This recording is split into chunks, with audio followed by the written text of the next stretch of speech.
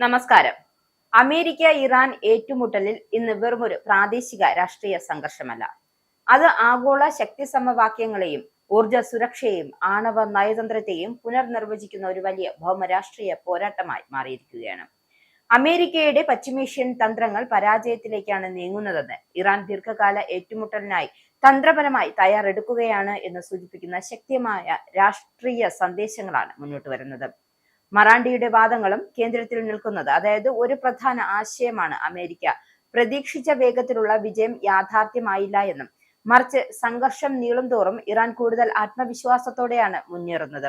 അതായത് മറാണ്ടിയുടെ അഭിപ്രായത്തിൽ ആരംഭത്തിൽ തന്നെ അമേരിക്ക ലക്ഷ്യമിട്ടത് സൈനിക സമ്മർദ്ദങ്ങളുടെയും സാമ്പത്തിക ഉപരോധങ്ങളുടെയും ഇറാൻ വേഗത്തിൽ മുട്ടുകുത്തിക്കലായിരുന്നു. എന്നാൽ സത്യം അല്ലെങ്കിൽ യാഥാർത്ഥ്യം അതല്ലായിരുന്നു. സംഭവിച്ചത് മറിച്ചൊന്നായിരുന്നു. നിരവധി ഘട്ടങ്ങളിലായി നീണ്ടുനിന്ന യുദ്ധ സാഹചര്യങ്ങളും സാമ്പത്തിക സമ്മർദ്ദങ്ങളും അതിജീവിച്ച ഇറാൻ ഇപ്പോൾ ചർച്ചകൾ കൂടുതൽ ശക്തമായ നിലപാടോടെ ഇരിക്കുകയാണ്. 12 ദിവസത്തെ യുദ്ധം എന്ന പേരിൽ അറിയപ്പെടുന്ന പ്രാരംഭ ഏറ്റുമുട്ടലിനെ കുറിച്ചുള്ള അദ്ദേഹത്തിന്റെ വിലയിരുത്തലിലാണ് ഏറ്റവും കൂടുതൽ ശ്രദ്ധ നേടുന്നത്. ആ ചെറിയ കാലയളവിനുള്ളിൽ തന്നെ ഇറാൻ അമേരിക്കയുടെയും അതിന്റെ പ്രാദേശിക സഖ്യകക്ഷികളുടെയും തന്ത്രപരമായ കണക്കുകൂട്ടലുകൾ തകർത്തെറിഞ്ഞുവെന്നാണ് അദ്ദേഹം പറയുന്നത്. ആദ്യം ശക്തി പ്രകടനത്തിലൂടെ മുന്നേറിയ അമേരിക്ക പിന്നീട് വെടിനിർത്തൽ ചർച്ചകളിലേക്ക് നീങ്ങേണ്ടി വരുന്നു എന്നും, അതിനുശേഷം ഇറാൻ മുന്നോട്ട് വെച്ച നിബന്ധനകളെ പരിഗണിക്കേണ്ട അവസ്ഥയിലേക്ക് കാര്യങ്ങൾ മാറിയെന്നും അദ്ദേഹം അവകാശപ്പെടുന്നു. അതായത് യുദ്ധത്തിന്റെ നിയന്ത്രണം ക്രമേണ അമേരിക്കയിൽ നിന്നും ഇറാനിലേക്ക് മാറുകയായിരുന്നു എന്നാണ് വിശകലനം. ഇറാൻ അവതരിപ്പിച്ച 10 ചർച്ചാ ചട്ടക്കൂടിനെ കുറിച്ചുള്ള അദ്ദേഹത്തിന്റെ പരാമർശം പ്രത്യേക രാഷ്ട്രീയ പ്രാധാന്യമുള്ളതാണ്.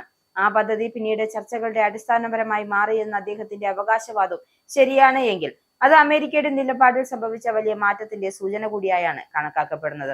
കാരണം വർഷങ്ങളായി അമേരിക്കയുടെ സമീപനം ഇറാനെ സമ്മർദ്ദത്തിലാക്കുക എന്നതായിരുന്നു. എന്നാൽ ഇപ്പോൾ ഇറാൻ മുന്നോട്ട് വയ്ക്കുന്ന വ്യവസ്ഥകൾ പോലും പരിഗണിക്കേണ്ട സാഹചര്യം ഉണ്ടാവുകയാണ് എന്ന സൂചനയാണ് ഇതിലൂടെ ലഭിക്കുന്നത്. അന്താരാഷ്ട്ര ആണവ ചർച്ചകളെ കൂടുതൽ സങ്കീർണമാക്കുന്ന ഘടകമാണ് ഏകദേശം 400 കിലോഗ്രാമോളം 60% വരെ സമ്പുഷ്ടീകരിച്ച യുറേനിയം ഇപ്പോഴും ഇറാനിൽ ഉണ്ട് എന്നാണ് വിവിധ റിപ്പോർട്ടുകൾ സൂചിപ്പിക്കുന്നത്.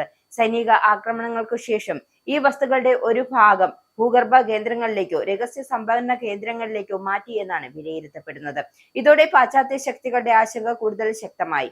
കാരണം സമ്പുഷ്ടീകരണത്തിന്റെ ഈ തോത് സിവിലിയൻ ആണവ പരിപാടികളുടെയും സൈനിക സാധ്യതകളുടെയും അതിർത്തിയിലേക്കാണ് എത്തുന്നു എന്നാണ് പല വിദഗ്ധരും ചൂണ്ടിക്കാട്ടുന്നത്. ഈ ഏറ്റുമുട്ടൽ കേന്ദ്രത്തിൽ നിൽക്കുന്നത് അതായത് ഇറാന്റെ പ്രാദേശിക സ്വാധീനവും പരമാധികാരവുമാണ് എന്നത് സത്യമാണ്. എന്തായാലും ആണവ ചർച്ചകൾ വെറും ഒരു ഉപരിതല വിഷയമാണെന്നും യഥാർത്ഥ പോരാട്ടം പശ്ചിമേഷ്യയിലെ ശക്തി സമവാക്യങ്ങളെ കുറിച്ചാണെന്നും അദ്ദേഹം വാദിക്കുന്നു.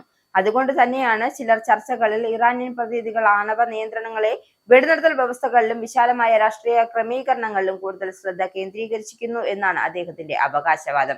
American vice president JD Vance ചർച്ചകൾക്കിടെ ഇസ്രായേൽ പ്രധാനമന്ത്രി ബെഞ്ചമിൻ നെതന്യാഹു ഉൾപ്പെടെയുള്ള നേതാക്കളുമായി സ്ഥിരമായി ബന്ധപ്പെട്ടിരുന്നു എന്നാണ് മറാണ്ടിയുടെ ആരോപണം. അമേരിക്കൻ ചർച്ചക്കാർ പൂർണ്ണ സ്വാതന്ത്ര്യത്തോടെ പ്രവർത്തിച്ചെന്നും ഇസ്രായേലിന്റെ തന്ത്രപരമായ താൽപര്യങ്ങൾ ചർച്ചകൾ നിർണായക സ്വാധീനം ചെലുത്തിയെന്നും അദ്ദേഹം പറഞ്ഞു വെക്കുന്നു.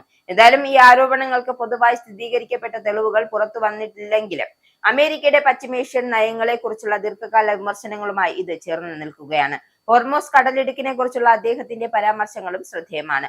ആഗോള എണ്ണ വ്യാപാരത്തിന്റെ ജീവനാഡിയ ഈ ജലപാത അടയ്ക്കാൻ ഇറാൻ ശ്രമിച്ചിട്ടില്ല എന്നാണ് അദ്ദേഹം പറഞ്ഞു വെക്കുന്നത്.